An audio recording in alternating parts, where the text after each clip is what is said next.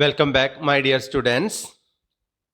ഇന്ന് നിങ്ങൾ പഠിക്കാൻ വേണ്ടി പോകുന്നത് chapter 8 sources of business finance, business ധനത്തിൻ്റെ സ്രോതസ്സുകൾ.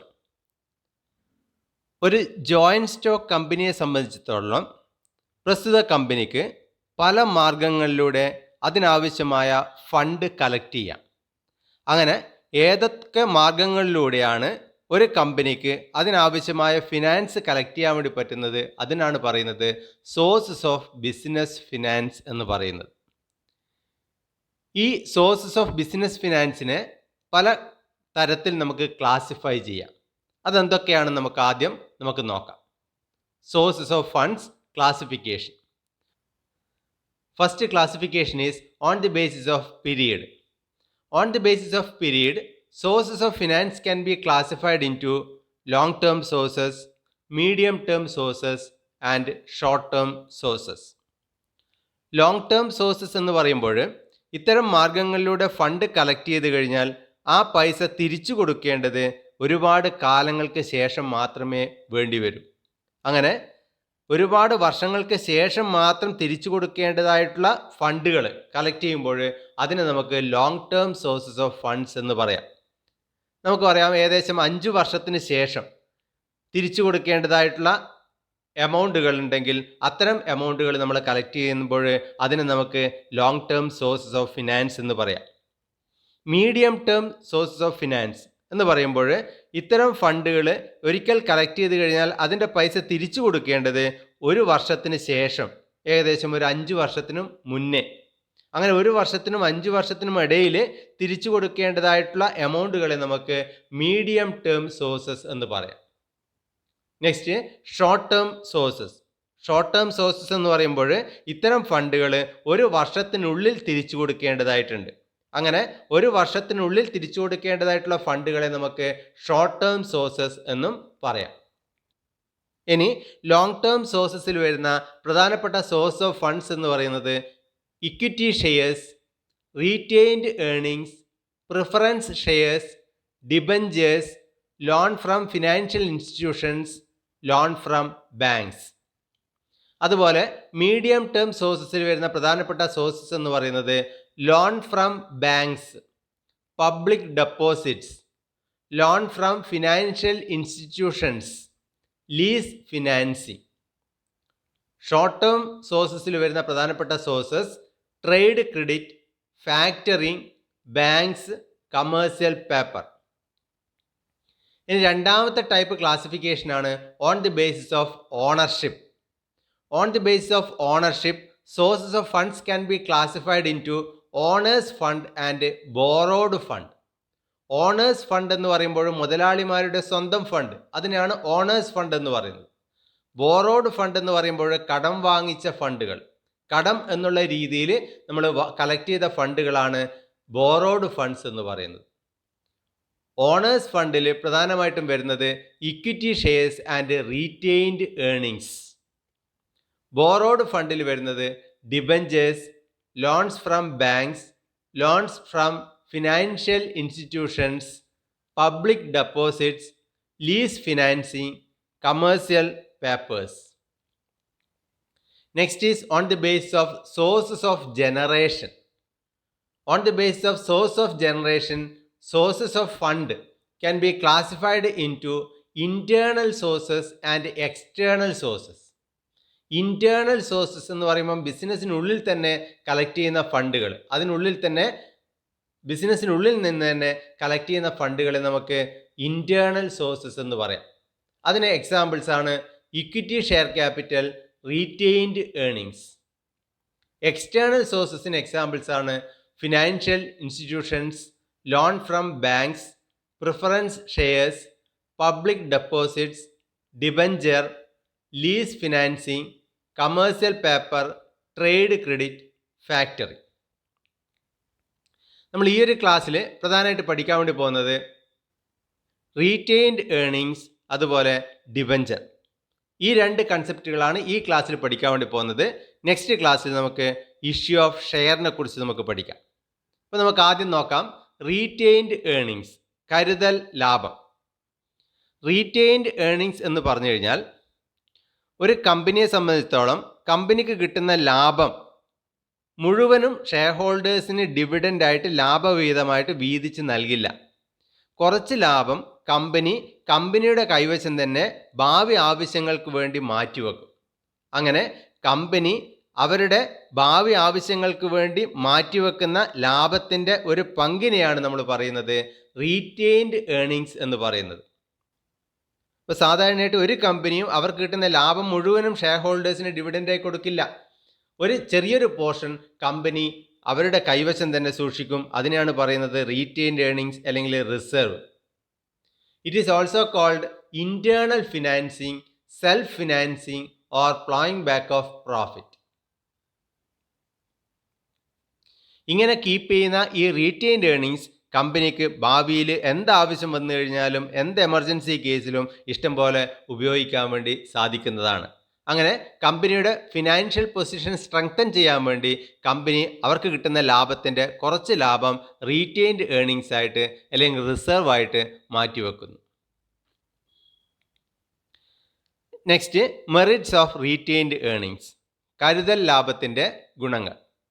First, retained earnings is a permanent source of funds available to an organization. Retained earnings എന്ന് പറയുന്നത് കമ്പനിക്ക് കിട്ടുന്ന ലാഭത്തിൻ്റെ ഒരു പങ്കാണ്. അതുകൊണ്ട് തന്നെ അത് വെളിയിൽ നിന്ന് എവിടെ നിന്നും കളക്ട് ചെയ്യുന്ന പൈസയല്ല. അതുകൊണ്ട് തന്നെ ആർക്കും അത് തിരിച്ചു കൊടുക്കേണ്ട. കമ്പനി വൈൻഡപ്പ് ചെയ്യുന്ന സമയത്ത് മാത്രമേ ആ പൈസ തിരിച്ചു കൊടുക്കേണ്ടതുള്ളൂ. അതുവരെ ബിസിനസ്സിന് അവരുടെ ഇഷ്ടത്തിനനുസരിച്ച് അവരുടെ ആവശ്യത്തിനനുസരിച്ച് ആ ഫണ്ട് ഉപയോഗിക്കാവുന്നതാണ്. അതുകൊണ്ട് തന്നെ ഇത് പെർമനൻറ്റ് സോഴ്സ് ഓഫ് ഫണ്ടാണെന്ന് നമുക്ക് പറയാം.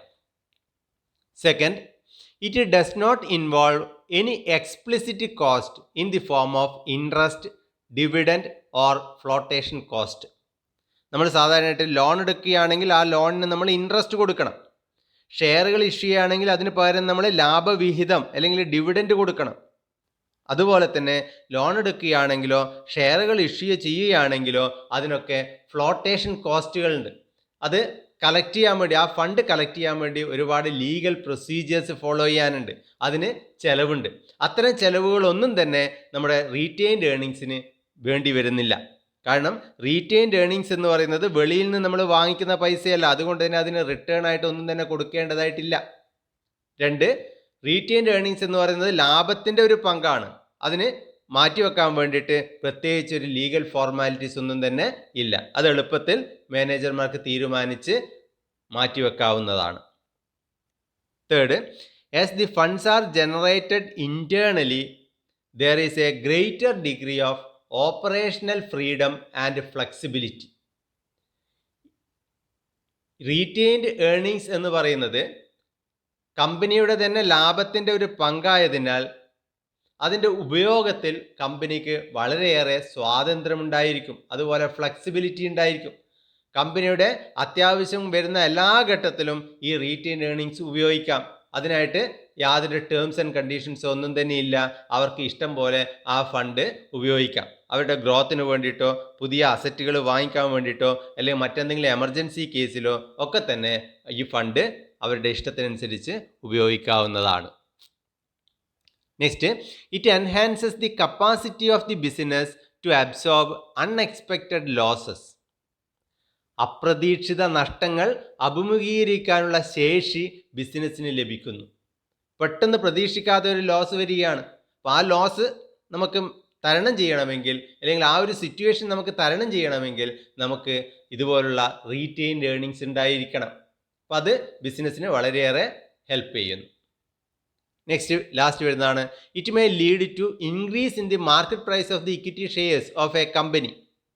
ഒരു കമ്പനി അവർക്ക് കിട്ടുന്ന ലാഭത്തിൻ്റെ ഒരു പങ്ക് കമ്പനിയിൽ തന്നെ സൂക്ഷിക്കുകയാണെങ്കിൽ അതിൻ്റെ ബെനിഫിറ്റ് അൾട്ടിമേറ്റ് ആയിട്ട് കിട്ടുന്നത് equity share ഹോൾഡേഴ്സിനായിരിക്കും.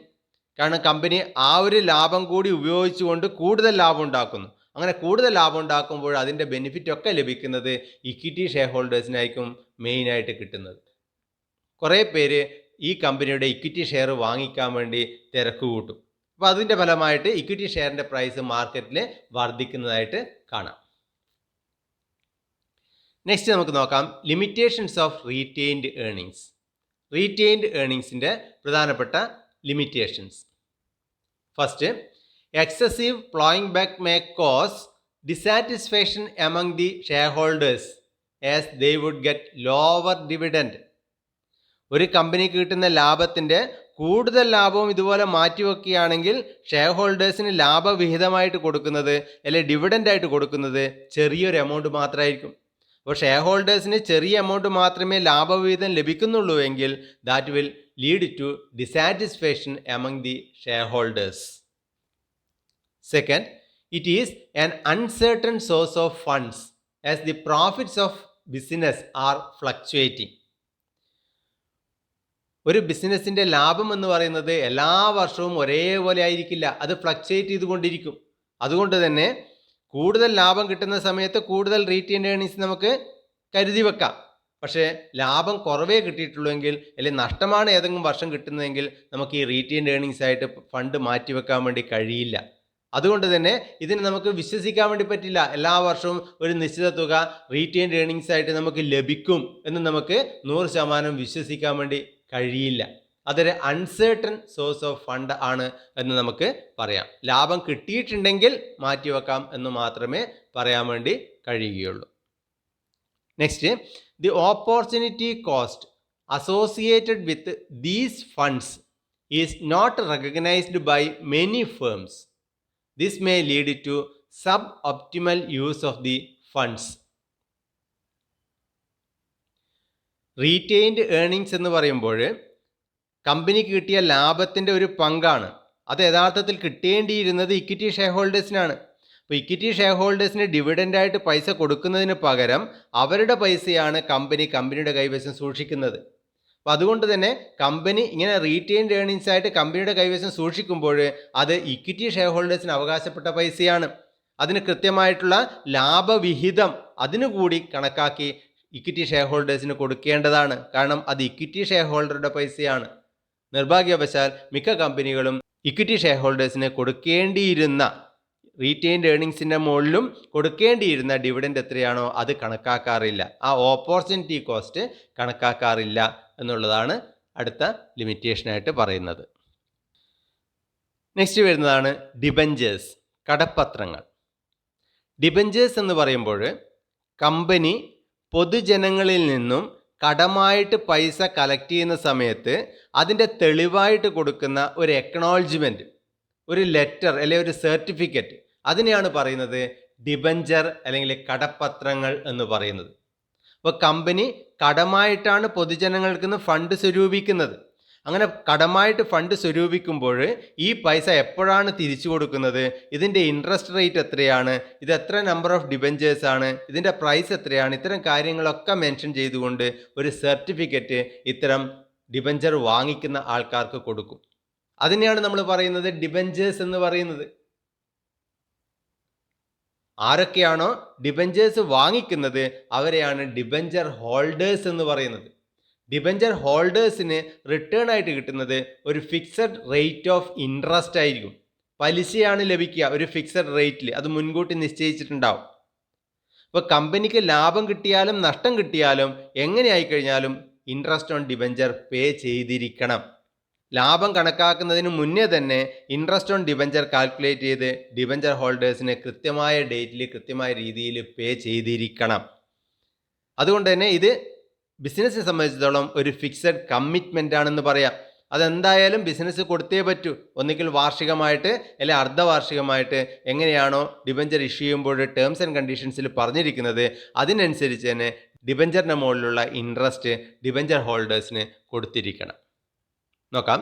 The debenture is an acknowledgement that the company has borrowed A certain amount of money which it promises to repay at a future date. Debenture holders are therefore termed as creditors of the company. They are paid a fixed rate of interest. Debenture holders കമ്പനിയുടെ creditors ആയിട്ടാണ് അറിയപ്പെടുന്നത്. കാരണം അവർക്ക് company പൈസ കൊടുക്കാനുണ്ട്, അവരിൽ നിന്ന് കടമായിട്ടാണ് പൈസ എടുത്തിരിക്കുന്നത്, അവർക്ക് അത്രയും പൈസ തിരിച്ചു കൊടുക്കാനുണ്ട്. അതുകൊണ്ട് തന്നെ അവർ ക്രെഡിറ്റേഴ്സ് ആയിട്ടാണ് അറിയപ്പെടുന്നത്. നെക്സ്റ്റ് നമുക്ക് നോക്കാം മെറിറ്റ്സ് ഓഫ് ഡിബഞ്ചേഴ്സ്, കടപ്പത്രങ്ങളുടെ ഗുണങ്ങൾ. First, it is preferred by investors who want fixed income at lesser risk. ഡിബഞ്ചറിനെ സംബന്ധിച്ചിടത്തോളം റിസ്ക് വളരെ കുറവാണ്. കാരണം കമ്പനിക്ക് ലാഭം കിട്ടിയാലും ശരി നഷ്ടം കിട്ടിയാലും ശരി ഇൻട്രസ്റ്റ് ഓൺ ഡിബഞ്ചർ കൃത്യസമയത്ത് റീപേ ചെയ്തിരിക്കണം. അതുപോലെ തന്നെ ഡിബഞ്ചർ എമൗണ്ട് ഏത് വർഷമാണോ റീപേ ചെയ്യാൻ വേണ്ടി എഗ്രിമെൻറ്റിൽ പറഞ്ഞിരിക്കുന്നത് അതിനനുസരിച്ച് തന്നെ ഡിബഞ്ചർ എമൗണ്ട് കൃത്യമായിട്ട് റീപേ ചെയ്യണം. അല്ലെങ്കിൽ കമ്പനിയുടെ അസറ്റുകൾ മിക്കവാറും സെക്യൂരിറ്റി ആയിട്ട് വെച്ചുകൊണ്ടായിരിക്കും ഇത്തരം ഡിബഞ്ചറുകൾ ഇഷ്യൂ ചെയ്യുന്നത്. ഇപ്പോൾ ഡിബഞ്ചർ ഹോൾഡേഴ്സിന് കോടതിയെ സമീപിക്കാം. ഇത്തരം അസറ്റുകൾ സെയിൽ നടത്തി ആ ഡിബഞ്ചറിൻ്റെ എമൗണ്ടോ അല്ലെങ്കിൽ ഇൻട്രസ്റ്റ് എമൗണ്ടോ കളക്ട് ചെയ്ത് തരണം എന്ന് ആവശ്യപ്പെട്ടുകൊണ്ട് കോടതിയെ സമീപിക്കാവുന്നതാണ്. അതുകൊണ്ട് തന്നെ ഡിബഞ്ചർ എന്ന് പറയുന്നത് വളരെ കുറഞ്ഞ റിസ്ക് മാത്രമേ അതിനുള്ളൂ. അതുപോലെ തന്നെ അതിനൊരു ഫിക്സഡ് ഇൻട്രസ്റ്റും കിട്ടും, ഫിക്സഡ് ഇൻകവും കിട്ടും. ആ ഇൻകം എന്ന് പറയുന്നത് കമ്പനിക്ക് ലാഭം കിട്ടിയാലും നഷ്ടം കിട്ടിയാലും ഇൻട്രസ്റ്റ് ഓൺ ഡിബഞ്ചർ കൊടുത്തേ മതിയാകും. അതുകൊണ്ട് തന്നെ നഷ്ടസാധ്യത കുറവുള്ളതും സ്ഥിര വരുമാനം ലഭിക്കുന്നതുമായ നിക്ഷേപങ്ങളിൽ മുതൽ മുടക്കാൻ ആഗ്രഹിക്കുന്നവർക്ക് അനുയോജ്യമായ നിക്ഷേപമാണ് കടപ്പത്രങ്ങൾ. Second, debentures are fixed charge funds and do not participate in profits of the company. Debenture എന്ന് പറയുന്നത് ഒരു ഫിക്സഡ് എമൗണ്ട് ഇൻട്രസ്റ്റ് കൊടുത്താൽ മതി. എത്രയാണോ റേറ്റ് ഓഫ് ഇൻട്രസ്റ്റ് പറയുന്നത് ആ റേറ്റ് ഓഫ് ഇൻട്രസ്റ്റ് മാത്രമേ കൊടുക്കണ്ടൂ. കമ്പനിക്ക് ലാഭം കിട്ടിക്കഴിഞ്ഞാൽ ആ ലാഭത്തിൽ യാതൊരു വിധത്തിലുള്ള പങ്കും ഇത്തരം ഡിബഞ്ചേഴ്സിന് ഉണ്ടാവില്ല. കമ്പനിക്ക് ലാഭം ഉണ്ടെങ്കിലും നഷ്ടമുണ്ടെങ്കിലും ഇൻട്രസ്റ്റ് ഓൺ ഡിബഞ്ചർ കൊടുക്കണം. പക്ഷേ കമ്പനിക്ക് കൂടുതൽ ലാഭം കിട്ടിയെന്നുള്ളത് കൊണ്ട് കമ്പനിയുടെ ലാഭത്തിൻ്റെ ഒരു പങ്ക് ഡിബഞ്ചർ ഹോൾഡേഴ്സിന് കൊടുക്കേണ്ടതായിട്ടില്ല. അതാണ് next benefit. Next, the issue of debenture is suitable in the situation when the sales and earnings R relatively stable. കമ്പനിയുടെ വിൽപ്പനയും അതുപോലെ ലാഭവും സ്ഥായിയാണെങ്കിൽ, സ്ഥിരമായിട്ട് ഒരേ രീതിയിൽ തന്നെ കൊണ്ടുപോകാൻ വേണ്ടി പറ്റുന്നുണ്ട് എങ്കിൽ ഡിബഞ്ചർ ഇഷ്യൂ ചെയ്യാം. കാരണം ഡിബഞ്ചർ എന്ന് പറയുന്നത് ഒരു ഫിക്സഡ് റേറ്റ് ഓഫ് ഇൻട്രസ്റ്റ് എല്ലാ വർഷവും സ്ഥിരമായി നമ്മൾ കൊടുത്തുകൊണ്ടിരിക്കണം. അപ്പം അങ്ങനെ സ്ഥിരമായിട്ട് കൊടുത്തുകൊണ്ടിരിക്കണമെങ്കിൽ അതിനനുസരിച്ച് നമുക്ക് സ്ഥിരമായ ലാഭമുണ്ടായിരിക്കണം. അപ്പം നമ്മുടെ ബിസിനസ് സ്ഥിരമായി ഒരേ നിലയിലുള്ള ലാഭം നേടുന്ന ബിസിനസ് ആണെങ്കിൽ നമുക്ക് ധൈര്യത്തിൽ ഡിബഞ്ചർ ഇഷ്യൂ ചെയ്യാം. അവർക്കുള്ള ഇൻട്രസ്റ്റ് കൊടുക്കാനുള്ള കഴിവ് നമുക്ക് ഉണ്ടാവും. Next, as debentures do not carry voting rights, financing through debentures does not dilute control of equity share holders on management. ഡിബഞ്ചേഴ്സിന് വോട്ടിംഗ് റൈറ്റ് ഇല്ല. ഡയറക്ടേഴ്സിനെ എലക്ട് ചെയ്യാൻ വേണ്ടിയിട്ടുള്ള വോട്ടിംഗ് റൈറ്റ് ഡിബഞ്ചേഴ്സിനില്ല. അതിനെക്കുറിച്ച് നെക്സ്റ്റ് ക്ലാസ്സിൽ കൃത്യമായിട്ട് ഡീറ്റെയിൽഡ് ആയിട്ട് എക്സ്പ്ലെയിൻ ചെയ്യുന്നതാണ് എന്താണ് വോട്ടിംഗ് റൈറ്റ് എന്നുള്ളത്.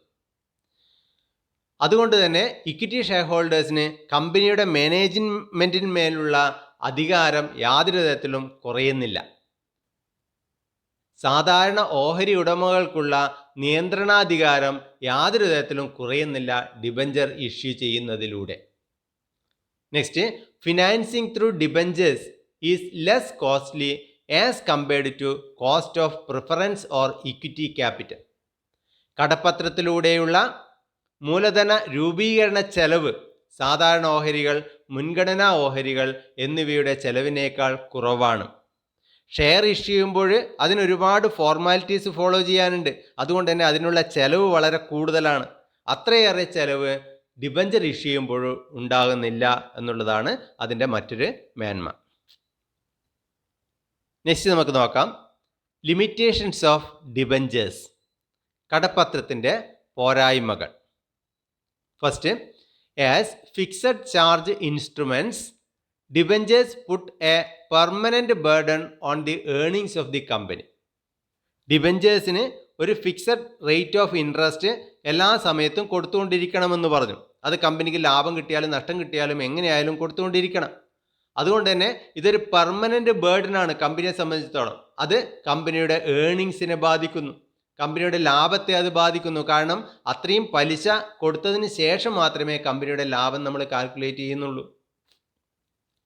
Second, in case of redeemable debentures, the company has to make provisions for repayment on the specified date. നിശ്ചിത കാലാവധിക്ക് ശേഷം മടക്കി നൽകേണ്ട കടപ്പത്രങ്ങൾ, അതിനെയാണ് റെഡീമബിൾ ഡിബഞ്ചേഴ്സ് എന്ന് പറയുന്നത്. 5 വർഷമോ 10 വർഷമോ 15 വർഷമോ കഴിഞ്ഞ് ഇത്തരം ഡിബഞ്ചർ എമൗണ്ട് തിരിച്ചു കൊടുക്കണമെന്നായിരിക്കും ഇഷ്യൂ ചെയ്യുന്ന സമയത്ത് പറയുന്നുണ്ടാവുക. അങ്ങനെ ഒരു നിശ്ചിത കാലത്തിന് ശേഷം ഈ കളക്ട് ചെയ്തിരിക്കുന്ന ഡിബഞ്ചർ എമൗണ്ട് അവർക്ക് തിരിച്ചു കൊടുക്കും എന്ന് പറഞ്ഞുകൊണ്ട് ഇഷ്യൂ ചെയ്യുന്ന ഡിബഞ്ചറുകളാണ് റെഡീമബിൾ ഡിബഞ്ചേഴ്സ്. ഇത്തരം റെഡീമബിൾ ഡിബഞ്ചേഴ്സ് കൃത്യസമയത്ത് തന്നെ തിരിച്ചു കൊടുത്തിരിക്കണം. അല്ല എങ്കിൽ അതവർ കോടതിയെ സമീപിച്ച് ബിസിനസ്സിൻ്റെ അസറ്റുകൾ സെയിൽ നടത്താൻ വേണ്ടി ആവശ്യപ്പെടാം. അതുകൊണ്ട് തന്നെ ഈ പൈസ കൃത്യമായി തിരിച്ചു കൊടുക്കുന്നതിന് വേണ്ടി കമ്പനിക്ക് കിട്ടുന്ന ലാഭത്തിൽ നിന്നും എല്ലാ വർഷവും ഒരു നിശ്ചിത തുക മാറ്റിവെക്കേണ്ടതായിട്ട് വരും.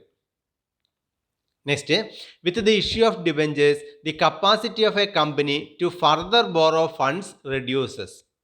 ഡിബഞ്ചർ എന്ന് പറയുന്നത് കടം വാങ്ങിക്കുന്ന ഫണ്ടുകളാണ്.